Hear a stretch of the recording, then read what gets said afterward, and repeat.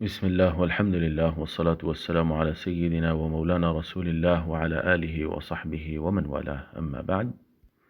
کیا غیر مسلموں کے استعمال شدہ چیزیں جیسا کہ کتابیں ہیں یا ان کے کپڑے ہیں یا جوتے ہیں،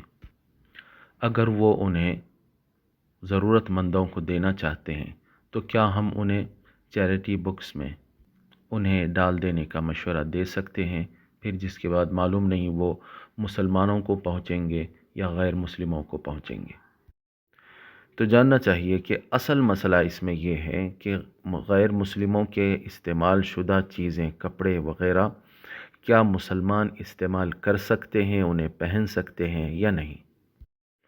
علامہ کاسانی رحمۃ اللہ علیہ بدائع الصنائع میں فرماتے ہیں، الاصل فی الثیاب هو الطہارہ، کپڑوں کے معاملے میں اصل یہ ہے کہ وہ پاک ہیں۔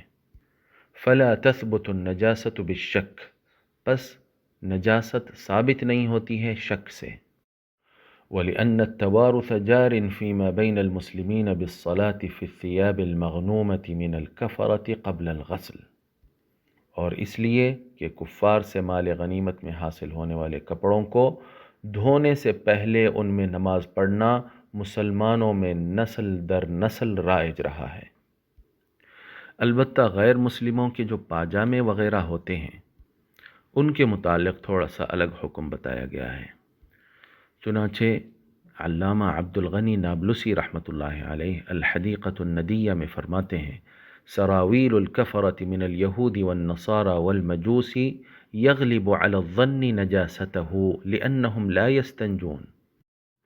کافروں کے پاجامے، یہودی ہو یا نصرانی ہو یا مجوسی ہو، آگ کی پوجا کرنے والے، ان کے متعلق غالب گمان یہ ہوتا ہے کہ وہ ناپاک ہیں کیونکہ وہ استنجا نہیں کرتے ہیں۔ مطلب یہ ہوا کہ اگر آپ کو شک ہے تو پھر بھی آپ اس میں اگر نماز پڑھ لیں تو آپ کی نماز درست ہوگی، کیونکہ اصل تو کیا ہے، کپڑوں میں طہارت ہے۔ لیکن اگر آپ کو غالب گمان یہ ہو جائے کہ یہ ناپاک ہوں گے تو ان کو دھونے سے پہلے نہیں پہننا چاہیے۔ تو اس کا خلاصہ کیا نکلتا ہے کہ اوپر کے جو کپڑے ہیں اس میں کوئی مسئلہ نہیں ہے، لیکن جو نیچے پہنے جانے والے کپڑے ہیں جیسا کہ پاجامہ ہے یا تہبند وغیرہ، تو اس میں اس کو اگر غالب گمان ہو کہ یہ ناپاک ہیں تو انہیں دھو کر پہننا چاہیے، ورنہ ان کو بھی جو ہے پہنا جا سکتا ہے۔ سوال میں بکس کا بھی ذکر آیا ہے، ان کے استعمال شدہ بکس، اس میں کوئی خرابی نہیں ہے۔ البتہ برتنوں کا جہاں تک معاملہ ہے کہ برتن میں اگر وہ ناپاک چیز کھائے ہیں، شراب پیے ہیں یا خنزیر کھائے ہیں، تو ایسے برتن کو اچھی طرح دھونے سے پہلے نہیں استعمال کرنا چاہیے۔ لیکن صرف اس بنیاد پر کہ اس میں غیر مسلم نے کھایا ہے اس لیے ہم اس میں نہیں کھا سکتے ہیں، ایسا کوئی عقیدہ مسلمانوں کے پاس نہیں ہے۔ چنانچہ المحیط البرہانی میں آتا ہے، وَيَسْتَوِي فِيهِ الْمُسْلِمُ وَالْكَافِرُ عِنْدَنَا، کہ کھانے کا جو جھوٹا ہوتا ہے اس کے معاملے میں مسلمان اور کافر دونوں ہمارے پاس برابر ہیں،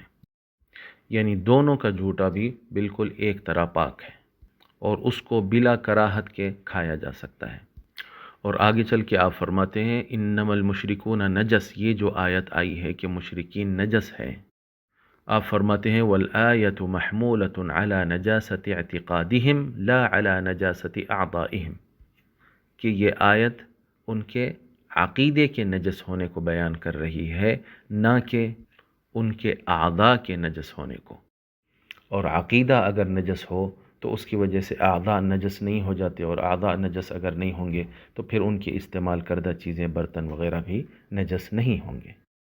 لہذا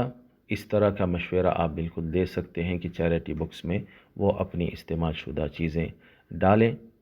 اب وہ اگر مسلمانوں کے پاس پہنچتے ہیں تو کوئی بھی، میں سمجھتا ہوں ایسا آدمی نہیں ہوگا کہ جس کے پاس کوئی چیز اس طرح کی اگر آ جائے تو وہ اسے بغیر دھوئے کے استعمال کرنا شروع کر دیتا ہو۔ بہرحال مسلمانوں کو نصیحت یہ ہے کہ وہ اس طرح کی امدادی چیزیں اگر کوئی آئے، کپڑے ہوں، برتن ہو وغیرہ، تو ان کو یعنی اچھی طرح دھو کر ہی استعمال کریں، خاص طور پہ اگر ان میں کوئی نجاست کے آثار نظر آ رہے ہوں۔ اگر کوئی اس طرح کی نشانیاں نہیں دکھ رہی ہیں تب بھی احتیاطاً اگر کوئی دھو لے تو اچھا ہے، اگر نہ دھوئے تو وہ بالکل پاک شمار ہوگا۔ واللہ ورسولہ اعلم و احکم۔